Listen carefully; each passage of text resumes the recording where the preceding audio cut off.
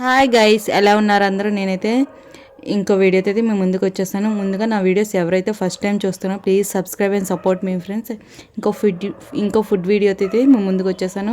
Food video కాదు friends, curry అయితే చేయబోతున్నాను. సింపుల్ బీరకాయ కర్రీ మేమైతే ఇంట్లో ఎలా చేసుకుంటామో అలా చేసి మీకు చూపించదామని వీడియో అయితే చేస్తున్నాను ఫ్రెండ్స్. ముందుగా మనమైతే గ్యాస్ ఆన్ చేసుకొని పెనం అయితే పెట్టుకోవాలి. అందులో కొద్దిగా ఆయిల్ వేసి జీలకర్ర, ఆవాలు, పోపు దినుసులు అయితే వేసుకోవాలి. పచ్చిమిర్చి, కరివేపాకు వేసుకొని బాగా వేగనివ్వాలి ఫ్రెండ్స్. బాగా వేగాక ఆనియన్స్ అయితే వేసుకోవాలి.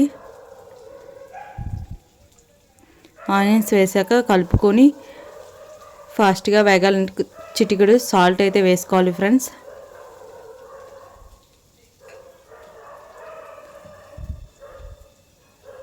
ఇది ఏం లేదు, మనకి ఫాస్ట్గా అయిపోద్ది. సింపుల్ వే ఆఫ్ మేకింగ్ బీరకాయ కర్రీ.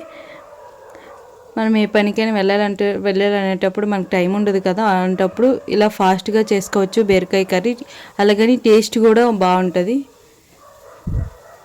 నాకు వన్ ఆఫ్ ఫేవరెట్ కర్రీ ఏంటంటే బీరకాయ ఫ్రెండ్స్. అయితే ఆనియన్స్ బాగా వేగాక బీరకాయ ముక్కలు అయితే వేసుకోవాలి. చిన్న చిన్నగా కోసుకున్న బీరకాయ ముక్కలు అయితే వేసుకోవాలి ఫ్రెండ్స్.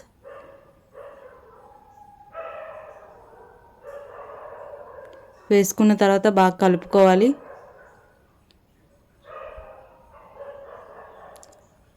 కలుపుకున్న తర్వాత మూత అయితే పెట్టేయండి ఒక 10 మినిట్స్ వరకు. చూడండి, 10 మినిట్స్ తర్వాత మూత తీసి కలుపుకోవాలి ఇంకోసారి. బాగా దగ్గరికి అయితే వచ్చేస్తుంది వాటర్ అంతా పోయి. ఎప్పుడైతే అలా వచ్చేసిందో చిటికెడు పసుపు, తగినంత కారం వేసుకోవాలి. గరం మసాలా, జీలకర్ర, ధనియాల పొడి అయితే మనం యాడ్ చేసుకోవాలి ఫ్రెండ్స్. నేనైతే మోస్ట్ అన్ని కర్రీస్లో జీలకర్ర, ధనియాల పొడి అయితే వాడతాను. నాకు ఎందుకు అది వేసుకుంటే టేస్ట్ బాగుంటుంది అనేటట్టు. గరం మసాలా వేస్తాం, కానీ జీలకర్ర, ధనియాల పొడి వేసి చూడండి, టేస్ట్ మారుతుంది. నాకైతే అది వేసుకుంటే నచ్చుతుంది ఫ్రెండ్స్. వేసుకున్న తర్వాత బాగా కలుపుకొని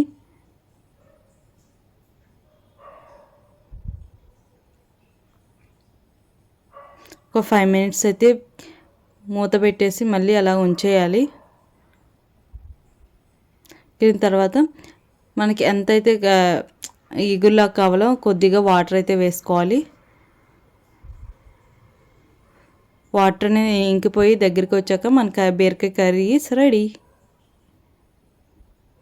వేడివేడి అన్నంలో వేసుకొని తింటే భలేగా ఉంటుంది ఫ్రెండ్స్. Okay, bye.